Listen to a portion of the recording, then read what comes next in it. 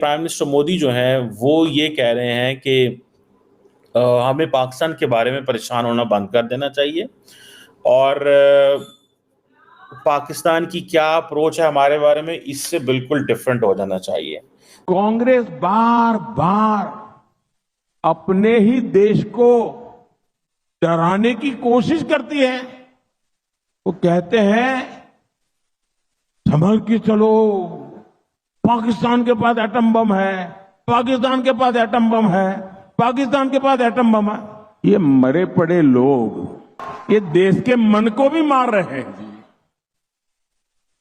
और कांग्रेस का हमेशा ऐसा ही रवैया है। ये जो पाकिस्तान के बम बम बम की बातें करते हैं ना, आज तो पाकिस्तान का हालात ये है कि इन बम को संभालना कहां, वो भी उसके बस का रोग नहीं है। अब तो वो बम बेचने के लिए निकले हैं,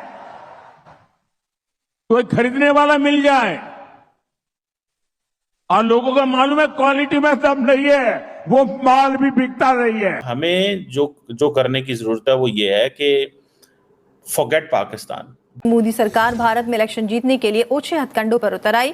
कांग्रेस पार्टी के सीनियर रहनुमा मणिशंकर आर्य ने पुराने बयान को लेकर मोदी सरकार सियासी मकासद हासिल करने की कोशिश कर रही है। मोदी का जो प्रोपल्शन चल रही है ना, पीछे से जो धक्का लग रहा है, ये हवा जो चल रही है हिंदुइज्म की, वो अभी भी चल रही है। उन्होंने कहा कि आप सोचिए जरा, कोई पागल आ जाए वहां पर और वो एटम बम को चला दे तो क्या होगा। मतलब इस किस्म की बात उन्होंने की। अब यहाँ पर पाकिस्तान में हम लोग बड़े कंफ्यूज हैं जी, हमें कुछ समझ में नहीं आ रहा। ये हमारी तारीफ हो रही थी, हमसे डराया जा रहा था भारत को, ये हमारा मजाक उड़ाया जा रहा था। भारत का जो रॉ का नेटवर्क है वो बहुत ज्यादा कनाडा में फैला हुआ है। कई देशों के बारे में बताया, लेकिन खास मोहब्बत, खास प्रेम जो था वो भारत के लिए था। और बोला कि रा जो है, जिसको पाकिस्तानी रा बोलते हैं, रा के हर जगह हाथ फैले हुए हैं कनाडा में। और भारत जो है रॉ के थ्रू और अपनी इंटेलिजेंस एजेंसीज के थ्रू कनाडा के मामलों में इंटरफियर करता है। इंडिया अब आज़ाद होके अपनी इंडिपेंडेंट पॉलिसी अडॉप्ट कर रहा है।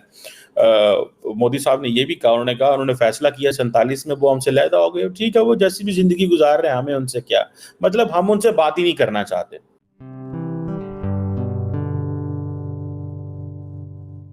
नमस्ते दोस्तों, जय हिंद। निक न्यूज़ बर्नर की रिएक्शन वीडियो में आप सभी का स्वागत है। दोस्तों, कुछ दिन पहले कश्मीर के पूर्व मिनिस्टर फारूक अब्दुल्ला ने कहा था कि भारत को पाकिस्तान के साथ बात करनी चाहिए, क्योंकि पाकिस्तान के पास न्यूक्लियर बॉम्ब है और वो न्यूक्लियर बॉम्ब पाकिस्तान कभी भी भारत के खिलाफ यूज़ कर सकता है।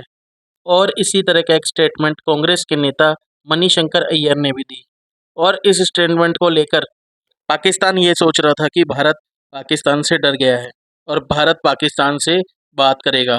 और दोस्तों, कल भारत के प्रधानमंत्री नरेंद्र मोदी जी ने भी एक रैली को संबोधित करते हुए एक बहुत बड़ी स्टेटमेंट दी है।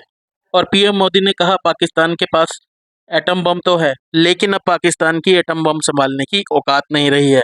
और पाकिस्तान सोच रहा है कि एटम बम को बेचकर वह पाकिस्तान के लिए आटे का जुगाड़ करे, ताकि पाकिस्तान के लोगों को रोटी मिल सके। और दोस्तों, पाकिस्तान का एटम बम कोई भी देश खरीदने के लिए तैयार नहीं है, क्योंकि सबको पता है कि पाकिस्तान के एटम बम की क्वालिटी बहुत ही ख़राब है। पाकिस्तान भारत पर क्या एटम बम चलाएगा जब अपना एटम बम खराब क्वालिटी की वजह से वो बेच भी नहीं पा रहा है। तो दोस्तों, देर ना करते हुए चलते हैं आगे की वीडियो की तरफ। धन्यवाद। कांग्रेस बार बार अपने ही देश को डराने की कोशिश करती है। वो कहते हैं संभल के चलो, पाकिस्तान के पास एटम बम है, पाकिस्तान के पास एटम बम है, पाकिस्तान के पास एटम बम है। ये मरे पड़े लोग ये देश के मन को भी मार रहे हैं जी। और कांग्रेस का हमेशा ऐसा ही रवैया है। ये जो पाकिस्तान के बम बम बम की बातें करते हैं ना, आज तो पाकिस्तान का हालात ये है कि इन बम को संभालना कहां, वो भी उसके बस का रोग नहीं है। अब तो वो बम बेचने के लिए निकले हैं, कोई खरीदने वाला मिल जाए। और लोगों का मालूम है क्वालिटी में दम नहीं है, वो माल भी बिकता नहीं है। भारत का जो रॉ का नेटवर्क है वो बहुत ज्यादा कनाडा में फैला हुआ है।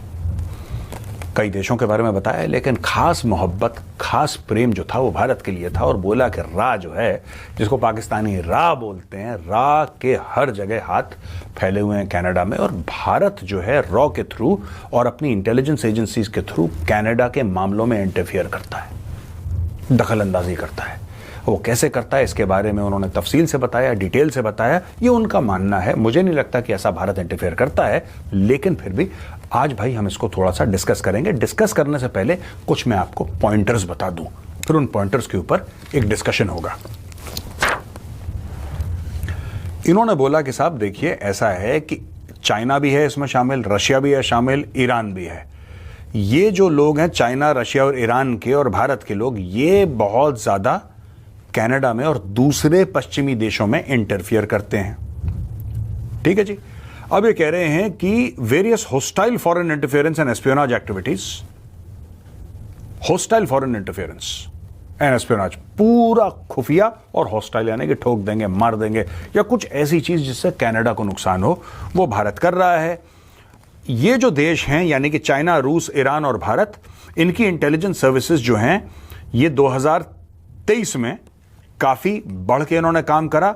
Foreign influenced activities are defined by the CSIS Act as those detrimental to Canada's interest, clandestine or deceptive or involve a threat to any person. Foreign influenced activities भी भारत ने करी, ऐसा CSIS का कहना है। यानी कि पैसा देके कुछ ऐसा काम करवाना या किसी की जान को खतरे में डालना या कनाडा की सुरक्षा को खतरे में डालना या फिर कनाडा के खिलाफ कुछ ऐसा काम करना जिससे कनाडा के इंटरेस्ट कॉम्प्रोमाइज हो जाए। समझ रहे हैं आप?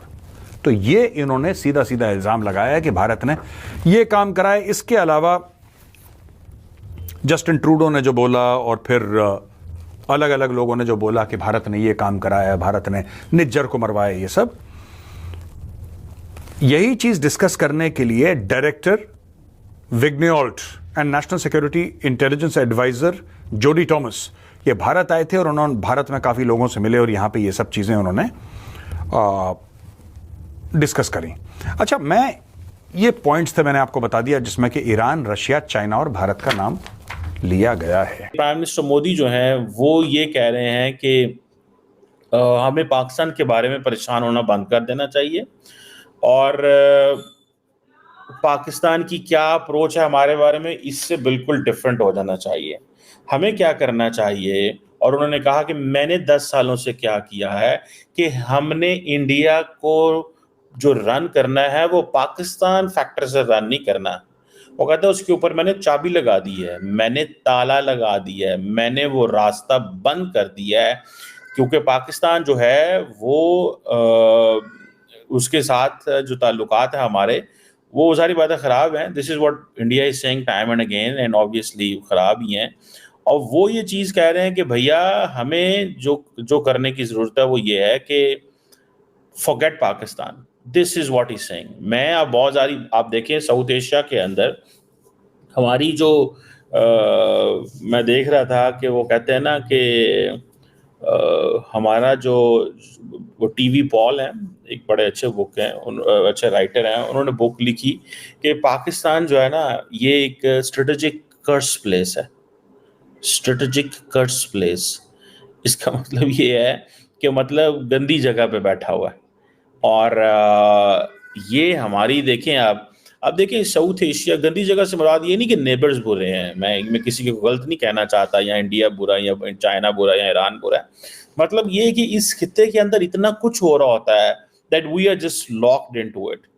हर मुल्क अपने लिए बड़ा एक अहम है, बड़ा इम्पोर्टेंट है एंड देन रिस्पेक्टेबल है। इंडिया अब आज़ाद होके अपनी इंडिपेंडेंट पॉलिसी अडॉप्ट कर रहा है। मोदी साहब ने ये भी कहा, उन्होंने फैसला किया 47 में वो हमसे लैदा हो गए, ठीक है, वो जैसी भी जिंदगी गुजार रहे हैं, हमें उनसे क्या मतलब, हम उनसे बात ही नहीं करना चाहते। ये है माइंडसेट उनका। दोस्तों, अगर आपको हमारी वीडियो पसंद आई है तो प्लीज़ लाइक ज़रूर करें और साथ में शेयर करना ना भूलें। और साथ ही दोस्तों, ऐसी ही लेटेस्ट वीडियो देखने के लिए हमारे चैनल को सब्सक्राइब करें, साथ ही बेल का आइकन जरूर दबाएं ताकि सबसे पहले आपको हमारी वीडियो की नोटिफिकेशन मिल सके। धन्यवाद।